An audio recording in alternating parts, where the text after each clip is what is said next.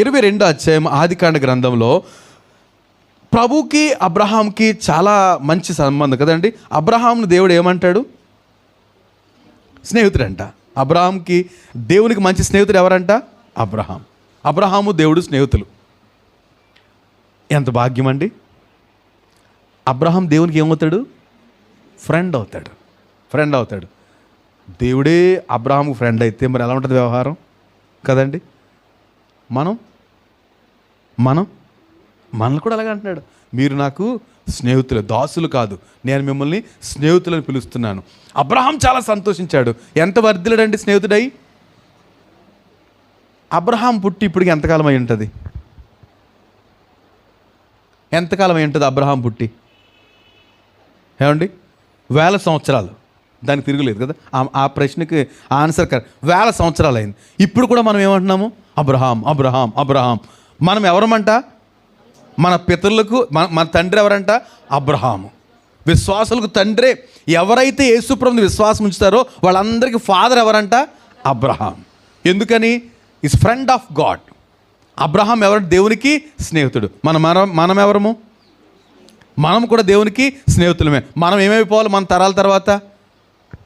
అంత ఇంపాక్ట్, అంత ఏమంటారు దాన్ని, ముద్ర దేవుడు మనకు స్నేహితుడు కనుక మనం లోకానికి చూపించాలి. అబ్రహాం అలా చూపించాడు. ఏమంటే ఒక రోజున అంటాడు అబ్రహాంతో దేవుడు అంటాడు, ఏంటి అబ్రహాం ఎలా ఉన్నావు? బాగున్నావా? హ్యాపీ? నువ్వు ఒక పని చెప్తున్నాను చెయ్యాలి. ముందే చెప్పేశాడు. నాకు అలా కాకుండా అబ్రహాం నీ కొడుకుని తీసుకురా, అక్కడ కొంచెం పని ఉంది నీతో మాట్లాడాలంటే బాగుండేది. నాలాంటి వాడికి అలాగ అనాలి. అప్పుడు నేను తీసుకుని వెళ్ళిపోతాను. ప్రభు పిలిచాడు, నా కొడుకు ఏదో ఇస్తాడులే అనుకుని తీసుకెళ్ళిపోతాను. అలాగ అనలేదు. ఇక్కడే అంటున్నాడు, ఇంటి దగ్గరే భూమి మీద ఉండగానే నీకు ఒక్కడైనా ఒక కుమారుని తీసుకుని మోరియా పర్వతం మీద వెళ్ళి, మోరియా దేశంకి వెళ్ళి అక్కడ నేను చూపించే పర్వతాల్లో ఒకదాని మీద బలిచ్చేసేయి. ఒక్కగానొక్క కొడుకు. అబ్బే ఏమీ ఆలోచించలేదండి. ఒక్కగానొక్క కొడుకు, ప్రేమించే కొడుకు, ఏమీ ఆలోచించలేదు. తీసుకెళ్ళిపోయాడు. ఎక్కడ తీసుకెళ్ళాడు? పర్వతం మీదకి. ఎక్కడికది? మోరియా పర్వతం. ఆ పర్వతం మీద తీసుకెళ్ళాడు.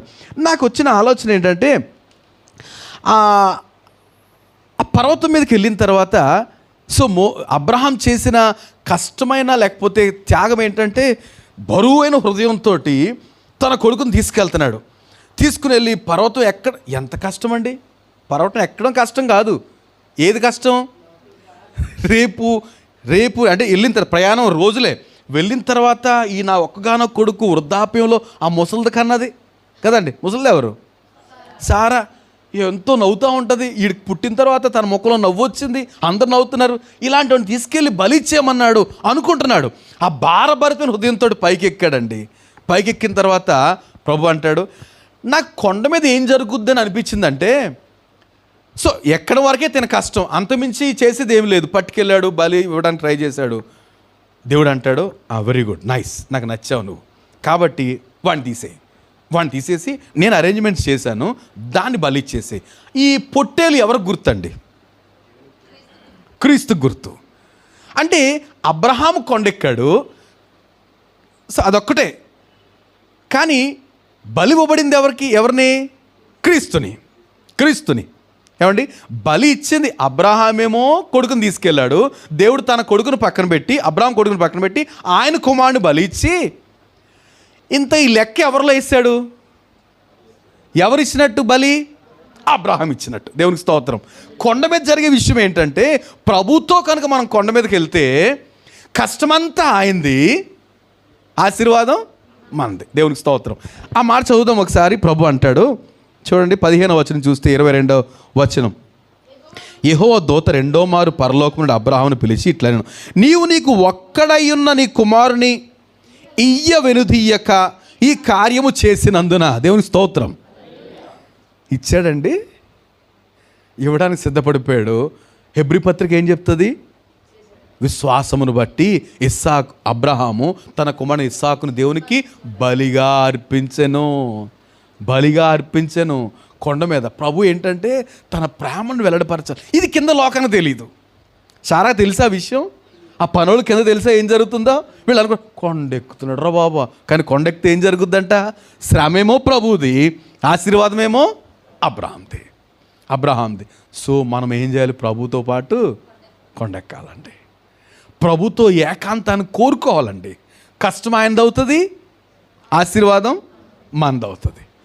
ఇంకా అంత మాత్రం ఆగలేదు. ఏమంటాడు తెలుసా అండి? ఏమంటాడు? నీకు ఒక్కడే నీ కుమారుని వెనుదీయలేదు కనుక ఏంటంట వెనుదీయలేక ఈ కార్యము చేసినందున నేను నిన్ను ఆశీర్వదించి ఆకాశ నక్షత్రము వలెను సముద్ర తీరమందలి ఇసుక వలెను నీ సంతానమును. ఇంకేం కావాలండి? ఏం కావాలి? ఎలాంట? ఆకాశ నక్షత్రాలు ఇసుక రేణులందు విస్తారంగా నీ సంతానాన్ని ఆశీర్వదిస్తాను. అంత మాత్రం కాదు, మళ్ళీ అంటాడు కదా, చూడండి తర్వాత విస్తరింపజే నీ సంతతి వారు తమ శత్రుల గవిని స్వాధీనపరుచుకుంటారు. మరియు నీవు నా మాట వినినందున ఏంటంట? నీవు అంటే దేవుడు చెప్పిన మాట వినేశాడు, అబ్రాహాం వినేశాడు. సో వినినందున భూలోకములోని జనములన్నీ నీ సంతానం వలన ఏంటంటే దేవుని మాట విన్నందున అబ్రహాం మాటే కాదు, అబ్రహామును బట్టే కాదు, ఎవరైతే దేవుని మాట వింటారో వారిని బట్టి భూలోక జనములన్నీ సంతానాలన్నీ ఆశీర్వదించబడతాయట. అంటే మనము కనుక దేవుని మాట వింటే మనల్ని బట్టి సరౌండింగ్స్ అంతా దీవించబడాలండి. సో కొండ మీద జరిగే ఒక విషయం మనం గమనించాం. ఏంటంటే మొదటిది ఏంటంట? కొండ మీద ప్రభుతో కొండ మీదకి వెళ్తే ప్రభుతో కొండ మీద అంటే ఇప్పుడు ఎక్కడ కొండ చూడతారు? కొండ మనం తయారు చేయట్లేదు. ఏంటది సన్నివేశం? ఏంటి? ఏకాంతం. ప్రభుతో ఏకాంతం. ఎప్పుడైతే ప్రభుతో ఆ కొండ ప్రదేశం అంటే ఈ భూమి నుంచి, లేకపోతే ఈ రణగొన ధ్వనుల నుంచి, ఈ కుటుంబ అట్రాక్షన్ నుంచి, ఈ బరువు బాధ్యతల నుంచి కొంచెం మనం పైకి వెళ్తే, కొంచెం ఏకాంతంలోకి ప్రభుతో వెళ్తే కష్టమైంది, ఫలితము మంది. మనం ఊరికే ఎముకలు కొట్టుకోక్కర్లేదు, ప్రభుతో గడపడమే అంత ఆశీర్వాదమేనండి. రైట్.